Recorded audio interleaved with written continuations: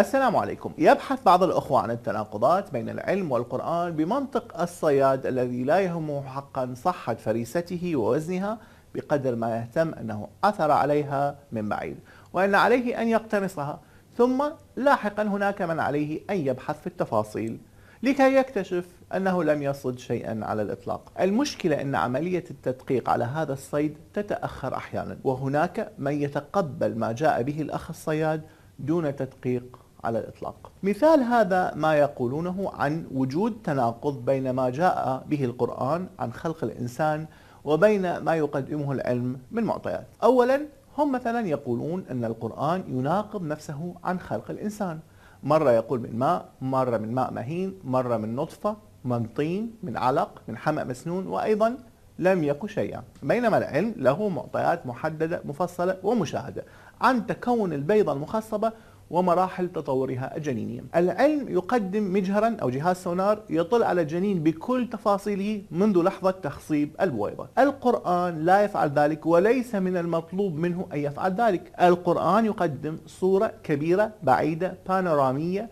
منذ مرحلة لم يكن شيئا، المرحلة التي ليست من اختصاص العلم الطبيعي. ماء، طين، حمأ مسنون، علق، ماء مهين إلى آخره. هذه ليست تناقضات، هذه مراحل منذ نشأة الخلية الأولى جدا التي كنا فيها جميعا ذات يوم. البانوراما تعطيك لقطات سريعة لتاريخ السلالة الإنسانية منذ أن كانت طينا، أي منذ أن نشأت من الأرض، وليس من المطلوب منها أن تقدم تقريرا عن وضع الجنين في كل أسبوع من أسابيع الحمل. إن شئت الحصول على ذلك فكتاب علم الأجنة هو الذي يجب أن تلجأ له وليس القرآن. ثانيا، دعوى أن القرآن يقول بأن زوجة آدم خلقت من ضلعه، ولا يوجد أي دليل علمي يربط بين المرأة وبين أي نوع من أنواع الأضلاع أو في اختلاف تكوينها عن تكوين الرجل. القرآن لم يقل هذا على الإطلاق، قيل هذا في العهد القديم من الكتاب المقدس سفر التكوين الإصحاح الثاني. القرآن قال في أكثر من موضع خلقكم من نفس واحدة وجعل منها زوجها، لم يشر لآدم ولا لزوجه ولا لبشر من الأصل، وهذا قد يتوافق بشكل عام مع فكرة انقسام الخلايا التي تؤدي إلى تكوين كائن حي مشابه. لكن ورد في الحديث الشريف ما يمكن أن يفهم منه ذلك: المرأة خلقت من ضلع أعوج، وإنك إن أقمتها كسبتها، وإن تركتها تعش بها وفيها عوج. وهو أمر يمكن أن يفهم كما وخلق الإنسان من عجل لشيوع ذلك في لغة العرب، خاصة أن السياق هو عن المشاكسة بين الرجل والمرأة. ثالثا، دعوى عدم توافق ما جاء في القرآن حول تشكل الجنين مع معطيات العلم الحديث. الآيات التي يركز عليها هؤلاء غالبا هي: ولقد خلقنا الإنسان من سلالة من طين ثم جعلناه نطفة في قرار مكين ثم خلقنا النطفة علقة فخلقنا العلقة مضغة فخلقنا المضغة عظاما فكسونا العظام لحما ثم أنشأناه خلقا آخر فتبارك الله أحسن الخالقين. مرة أخرى، هم يذهبون إلى أقوال المفسرين عبر عصور مختلفة ليثبتوا تناقض هذه الآيات مع المعطيات العلمية، والمفسرون في كل عصر يقرؤون القرآن ويتفاعلون معه حسب علوم عصرهم ومعارفهم، وبالتأكيد تتغير هذه المعارف مع مرور الوقت وتتطور، ويكون هناك تناقض كبير فعلا بين معارف القرن السابع الميلادي ومعارف القرن الواحد والعشرين، وهو أمر طبيعي.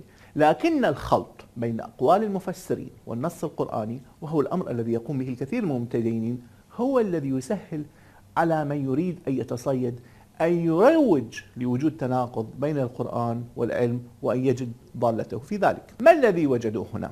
يقولون إن القرآن تجاهل الدور البيولوجي للمرأة في عملية تشكيل الجنين داخل رحمها، ولم يشر إلا إلى دور الرجل عبر ذكر النطفة، علما أن القرآن لم يقل أن النطفة هي للرجل أو للمرأة، بل قال النطفة فقط، والنطفة يمكن أن تكون للاثنين معا، ولغة هي القطرة من أي سائل. ثم سيقولون إن العلقة هي تجلط دموي، والجنين لا يكون جلطة دموية في أي مرحلة من مراحله، والعلقة في الحقيقة هي أي شيء عالق، سواء كان تجلطا دمويا أو بويضة مخصبة معلقة في جدار الرحم.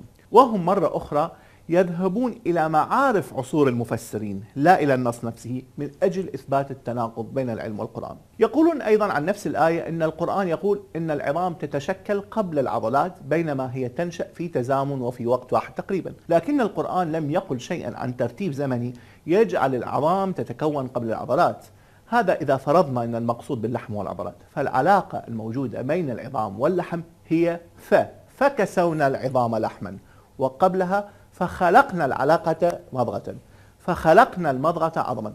والفاء هنا معروفة في لغة العرب تفيد ترتيبا معنويا لا مهلة في أقسامه، مثل قوله تعالى خلقك فسواك فعدلك. فالخلق والتسوية والتعديل عمليات متزامنة وتكون متضمنة واحدة في الأخرى منذ البداية. وكذلك مثل ونادى نوح ربه فقال رب ابني من أهلي. فالنداء والقول متداخلان، القول جزء من النداء دون وجود مسافة زمنية أو مهلة بين الأمرين. وهكذا فإن وجود الفاء بين العظام واللحم ووجود ثم بين النطفة والعلقة يوحي بوجود فرق زمني بين الأخيرة وعدم وجوده بين العظام واللحم. ولا أريد هنا أن أطرق باب الإعجاز العلمي أو ما يقاربه، لكني أنبه فقط إلى أن التناقض الذي يزعمه الملحدون لا يمس نص القرآن بل تفسيراته في عصور مختلفة فحسب. في نفس الموضوع يذهب الملحدون إلى أحاديث نبوية يفهم منها أن نفخ الروح في الجنين يحدث بعد 120 يوما من التلقيح، ويقررون بعدها أن نفخ الروح هو عمل القلب، والقلب يبدأ عمله في الجنين في الأسبوع الخامس أو السادس تقريبا. فيصرخون تناقض. أولا، ما ذكر في الحديث النبوي خاضع لموضوع ظنية الثبوت الذي سبق ذكره والذي يجعلنا نتحفظ في أخذ كل ما ذكر في الحديث بحرفيته. ثانيا، من قال أن الروح تعني دقة القلب؟ ربما هناك كثيرون يعتقدون ذلك من ضمنهم مفسرون، لكن الحديث لم يقل ذلك، بل أن نص القرآن قال أن الروح من أمر ربي في إشارة إلى عدم جدوى الخوض فيها. ويسألونك عن الروح قل الروح من أمر ربي وما أوتيتم من العلم إلا قليلا. رابعا، كذلك يتحدثون عن وجود أخطاء في جسم الإنسان، هكذا يسمونها، بينما يقول القرآن الكريم ولقد خلقنا الإنسان في أحسن تقويم. الإحسان في الخلق لا يعني أبدا الكمال.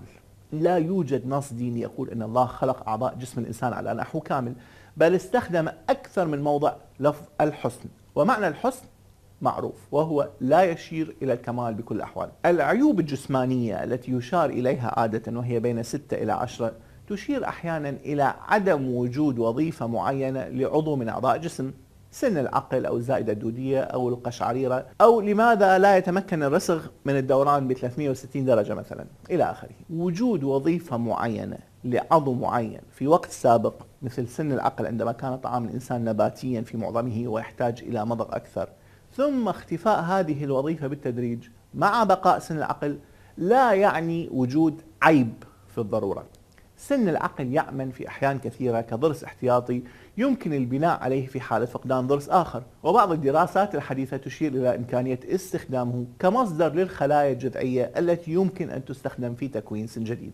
هذه الفوائد لسن العقل لا تعني كمال الجسم الإنساني، كما أن مضاره لا تعني أن الله غير كامل لأن خلقه ليسوا كاملين. هذه الفرضية غير منطقية أصلا. لم يقل الله أنه خلق الإنسان على نحو كامل، وأحسن تقويم تعني الأحسن بين التصاميم الموجودة فعلا بين بقية الكائنات الحية، وهذا مشاهد بين الكائنات. وافتراض أنه يقصد أحسن تقويم يمكن تخيله أو أفضل تقويم افتراضي أمر لا دليل عليه. من ناحية أخرى، وجود حدود أو إمكانيات أفضل لم تحدث للأعضاء البشرية كانت دوما حافزا للبشر كي يبدعوا ويخترعوا أدوات تساعدهم في أعمالهم، وهذا ما حدث فعلا منذ أن أصبح الإنسان إنسانا. ثمة نمط متكرر من التفكير الذي يؤدي إلى تصور وجود تناقض بين العلم والقرآن. هناك أولا الاعتماد على تفسيرات مختلفة لعلماء في عصور مختلفة استمدوا تفسيراتهم من معارف عصرهم. الملحدون يعتمدون على هذه التفسيرات كما لو كانوا سلفيين أكثر من السلفيين أنفسهم. تفسير النص متماهي تماما مع النص عند هؤلاء، مما يولد حتما فكرة التناقض. ثانيا، هناك استخدام للأحاديث النبوية ظنية الثبوت في موضوع التناقض مع العلم أيضا، وهو أمر سيشكل كنزا أكبر للملحدين، لأن النص هنا نفسه يمكن أن يكون فيه تناقض وليس تفسير النص. ذلك أن النص في الحديث ظني الثبوت ربما لا يكون بكلمات الرسول عليه الصلاة والسلام حرفيا، بل ما تذكره أو ما فهمه الصحابي راوي الحديث، عدا أنه يمكن أن يختلط عكس القرآن بمعارف العصر آنذاك. ثالثا، هناك استلهام واستيراد لمشاكل الكنيسة مع العلم في التجربة الغربية حتى لو لم يكن هناك العامل المشترك في قضية بعينها مع القرآن. لاحظنا ذلك خصوصا مع كروية الأرض، مع طوفان نوح، دوران الأرض حول الشمس إلى آخره. ليس صادما أن أقول بعد كل ذلك أن جزء كبير من دعاوى التناقض بين العلم والقرآن ناتجة عن نمط تفكير ديني في جزء كبير منه. هذا الخلط بين النص وبين أقوال المفسرين ورجال الدين، هذه القدسية التي نمنحها لأقوال العلماء، وهذا التعامل مع الحديث النبوي على نحو مطلق وكما لو أنه يساوي القرآن الكريم تماما، كان لابد أن ينتج في النهاية ما استعرضناه من دعاوى تناقضات مع العلم تؤدي إلى الإلحاد. الأنتي إلحاد يتضمن حتما إعادة النظر في آليات التفكير الدينية هذه.